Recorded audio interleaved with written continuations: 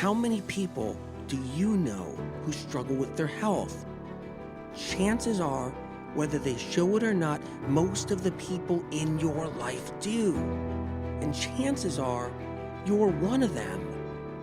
Whether you're dealing with anxiety, depression, endometriosis, acne, eczema, autoimmune, thyroid, Lyme, brain fog, fatigue, or any other symptom or condition, you're far from alone. Living with symptoms has become the new normal. So no more guessing games. It's time to get answers. Welcome to the Medical Medium Podcast. I'm Anthony William. We're talking about the blood-brain barrier. The blood-brain barrier has limitations and vulnerabilities. It's only geared for the small stuff, not the big stuff. The small stuff, not all the poisons and toxins, environmental waste, and so much that we're up against every day. Our human body is not geared for the levels of exposure we experience on this planet. The blood-brain barrier never anticipated the Industrial Revolution and the classified medical industry, where pathogens dominate the revolution, convincing us that our blood-brain barrier can handle anything, convincing us that our human body is equipped to handle anything, is basically saying our human body is equipped to handle nuclear waste. We're told in many ways that we created here on the planet, so we should be able to handle it. We created it, we should be able to handle it. Our blood-brain barrier should have no problem at all protecting us against anything, protecting us against nuclear waste, right? Or any kind of toxic material, right? Mac, put the toxic barrels over there. Put the toxic barrels over there. Whoa, you spilled it. Don't worry, your blood-brain barrier's got you covered. Yeah, you don't need to shower that off. Just get back to work. But our blood-brain barriers take care of all that toxic waste. No one, I repeat, no one is measuring the levels of toxins in our environment. No one. I know everybody thinks there is somebody. I know everybody thinks there's an agency. I know everybody thinks there's some kind of scientific body that it's all taken care of.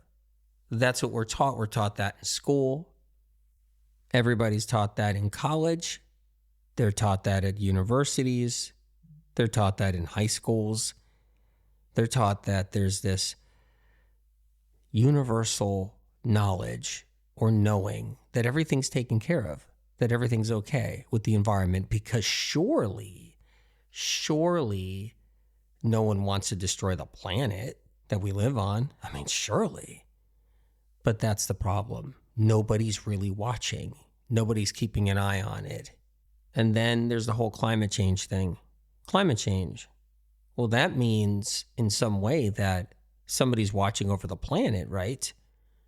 Like all the pollution and the toxins and environmental waste, it's all covered under climate change. So if everybody's so worried about climate change, then everybody must be monitoring some way, somehow, the destruction of the planet. There has to be some science behind that.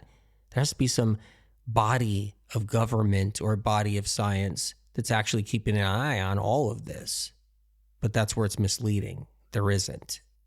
On another note, did you ever think about the whole global warming thing? Remember, that's where it started. It was global warming. Science was saying global warming. We were taught in school that it was global warming. But what happened to global warming? The earth isn't heating up anymore. It's not warming up anymore.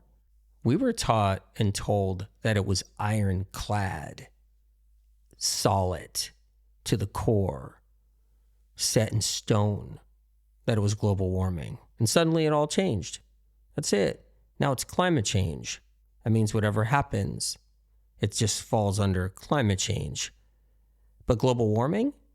Don't even say that word anymore. You'll get laughed at. You got to just kind of like never even remember that phrase Because science was wrong? That's why? And now climate change, science is right? But what about 10 years from now? Is science going to be wrong again? Because science isn't really right about anything. Because I'll tell you right now, when it comes down to this, nobody's really looking. No one's monitoring. It's just a bunch of talking heads. That's what it is now. It's not real science behind something actually trying to figure something out, because no real science is watching over truly the toxic waste on this planet and the levels of the toxic waste. They're not watching the chemtrails as they're just falling down. They're not monitoring or testing what the planes are releasing in the sky that are being dumped in our lakes, rivers, on our fields, on our grass, on our lawns, on our heads. None of that is being monitored. It's just phantom. I was always told by my source since I was younger that it's global cooling, planet's cooling down, a little bit at a time, but cooling down. One of the reasons is from the chemtrails alone, clouding up the sky, blocking the sun. That part alone is cooling down the planet, never mind other forms of toxic waste. What about planet Mars? Planet Mars is freezing.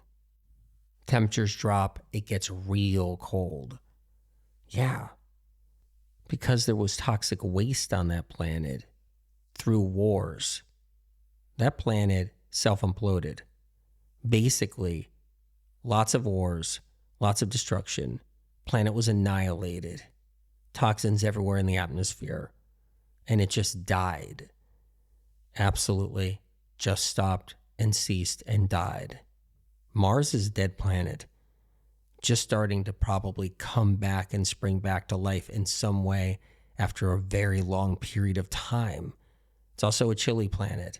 There might be some warm spots at different times, just warm enough, but it gets cold and the temperature drops.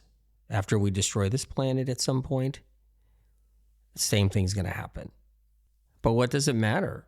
The blood-brain barrier takes care of everything. It stops everything from getting into our brain. It protects us. Everything's okay. Hey, you heard it out there. Don't worry. It has to cross the blood-brain barrier. Nothing can cross the blood-brain barrier, right? That's what we're told. So what does it all matter? Medical research and science, medical industries don't want to admit there are toxic heavy metals in everybody's brains. They don't even want to entertain the idea. And publicly known medical research and science, they're in the infancy stages of just recognizing pathogens being responsible for chronic illness. If they're that early in understanding chronic illness, if they're at the beginning process of understanding pathogens being responsible for chronic illness, barely at the beginning process, then how advanced can they possibly be understanding our body's complexities, our mechanisms, such as the blood-brain barrier? Our blood-brain barrier was not meant to handle any of this. We act like it's this impermeable substance, this impermeable structure, this wall that stops things, that it has no limitations. We're taught that. No, don't worry about it. Blood-brain barrier's got it all covered. It can't get through there. Nuclear waste, industrial waste, solvents. Yeah, solvents. You're exposed to solvents every day and don't even know it. Toxic heavy metals. All someone has to do is use the term blood-brain barrier to make us feel like we're all warm and fuzzy and protected. Nothing could be wrong. Don't worry about that. You got a blood-brain barrier. And yet, the reality, all these things and more passes through the blood-brain barrier. Pharmaceutical companies, big pharma, they design drugs to pass through your blood-brain barrier. They try really hard to do it. Funny thing is, the drugs that they don't believe pass through the blood-brain barrier still pass through the blood-brain barrier. So what is our blood-brain barrier for? What was our blood-brain barrier originally designed for? Well, I'll tell you. To keep natural, mostly bodily toxins out of the brain. Like when someone has a little too much uric acid in their system because they have a weak kidney issue. If you have a weak kidney or kidney disease, your uric acid's building up in your bloodstream, that is not supposed to cross the blood-brain barrier. It's a natural phenomenon, a natural process. It's a natural bodily function fluid. It's a toxin our body is dealing with naturally.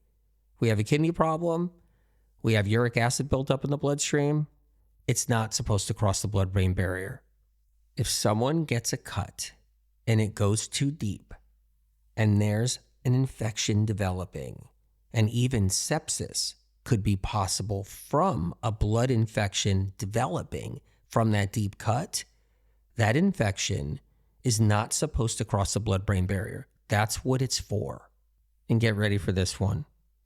If someone ingests a toxic plant that's been on planet Earth for 10,000 years and grown naturally on the Earth and was never meant to be human food, the blood-brain barrier is there to hold back at least some of the toxins in an effort to prevent the brain from going into toxic shock. And still, toxic chemical compounds from that plant will still cross the blood-brain barrier, but some will stay behind. Our cerebrospinal fluid, which surrounds our brain and spinal cord, is supposed to be pure, the good stuff. It's supposed to be uncontaminated. It's supposed to be clean. That's the gold standard. In this time on planet Earth, our cerebrospinal fluid is not pure, though. It's not the gold standard. It's supposed to be, but it's not. It's harboring chemical soups from industry, pathogenic byproducts, toxic heavy metals, and a crap ton more.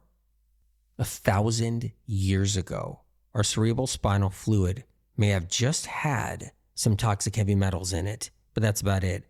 From drinking water in the cities from lead pipes.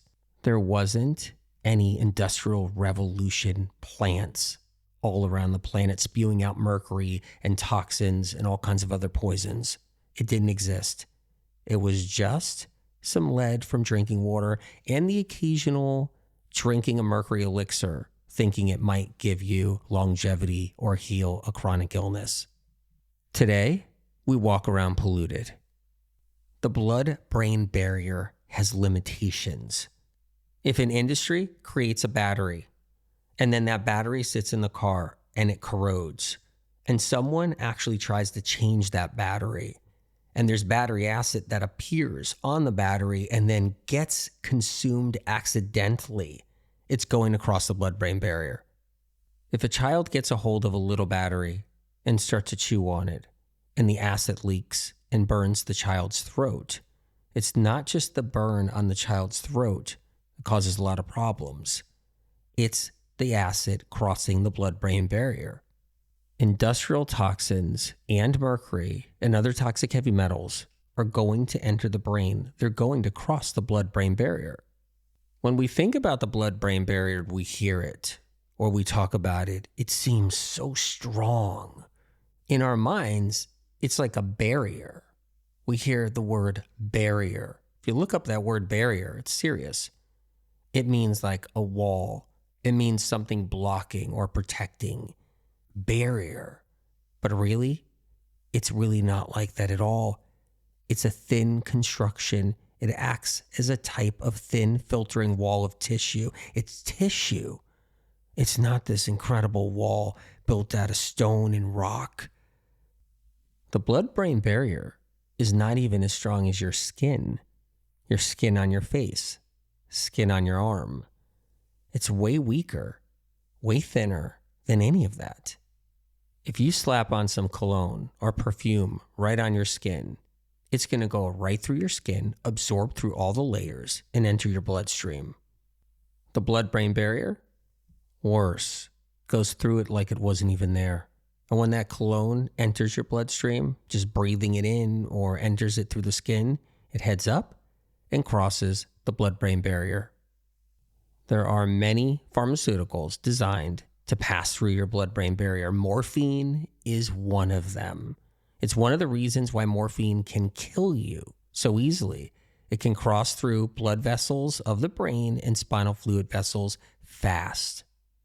Remember this, all pharmaceuticals have toxic heavy metals in them. So engineering pharmaceuticals to cross the blood-brain barrier means the toxic heavy metals in those pharmaceuticals also cross through the blood-brain barrier, whether it's platinum, titanium, copper, mercury, aluminum, were exposed via pharmaceutical pills, creams, and liquids, and more, and it all crosses the blood-brain barrier. And what about all the oxidation? People having toxic heavy metals in their organs, their livers, medical medium information that got out there all these years, how metals are in our organs and they're oxidizing. As they're oxidizing, they're leaching.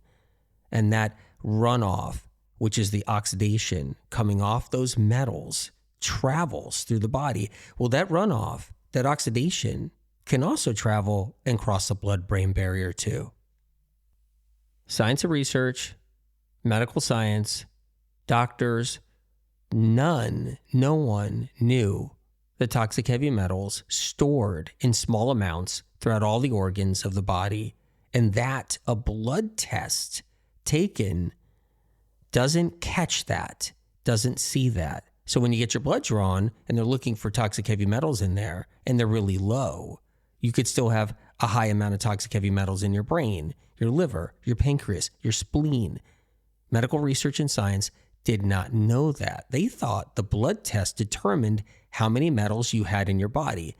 And then the teachings of medical medium information getting out there for decades and the publishing of the books has changed everything. Now you'll see today when you get a blood test, a lot of blood labs are actually putting a little disclaimer on the document, on the test, saying, we're only seeing what we see in the blood, but you could have it in the organs and tissue. And the crazy thing is, I can't tell you how many people I've battled, how many professionals in health throughout the years when I said, look, the blood test doesn't show everything with toxic heavy metals. It could be anywhere in your tissue, your organs, your brain, and the blood test doesn't determine it. Same thing with hair analysis. I battled so many different professionals on this, and now the blood labs put it on their documents as they're handing the documents out to people, their tests. Meanwhile, science hasn't studied or tested any of it. Where did they get the information? They didn't do a study. They can't measure it. They've never done a study measuring it. They're not biopsying people. They're not actually sticking needles in people's tissue and saying, well, your blood test says this, but we're actually doing biopsies on your brain and your tissue and your liver and your organs and your pancreas. And we're looking, you got some heavy metals in there still, but the blood test says you don't have any. They're not doing that at all. Where did they get it? It came out of thin air? Well, I know where it came from. There's no study behind it and there's no science behind it. It's a shame they don't cite the source. Other things pass through the blood-brain barrier, viruses and viral toxins. Now, viruses are small all on its own. Can you imagine a neurotoxin coming from a virus? Just think about how small that really is, a neurotoxin. It goes right through the blood-brain barrier, fast and easy. And neurotoxins coming from viruses? Well, that's medical medium information as well. One of the reasons publicly known medical research and science doesn't even identify neurotoxins is because they're so small. When neurotoxins are excreted from the Epstein-Barr virus, shingles virus, HHV6, HHV7, simplex 1, simplex 2, and so many other viruses, when they're excreted, they are excreted in a liquid form. And then that liquid slips right through the blood-brain barrier. If classified medical research and science ever discovered neurotoxins being released from viruses, and they told publicly known medical research and science about it, then science would be completely halted on it. Publicly known medical research and science would not be allowed to do any more research on neurotoxins involving viruses at all. The reason? Because it would lead to the discovery that viruses actually eat and go to bathroom. And this information about viruses releasing neurotoxins would compromise the gene theory, where medical science is trying to convince everybody on the planet they're sick because of their genes. There are certain varieties of Epstein-Barr that can cross through the blood-brain barrier, And there are varieties that can't cross through the blood-brain barrier, but their neurotoxins still can either way. That's what Guillain-Barré syndrome is. Pathogens and pathogenic toxins and waste crossing through the blood-brain barrier. The pathogens that can cross the blood-brain barrier do so by latching onto the barrier itself and inflaming it all the way through. They slowly do tissue damage to the barrier so the pathogens can enter and cross, eventually permeating it and leaving microscopic barrier scars. Keep all of this in mind.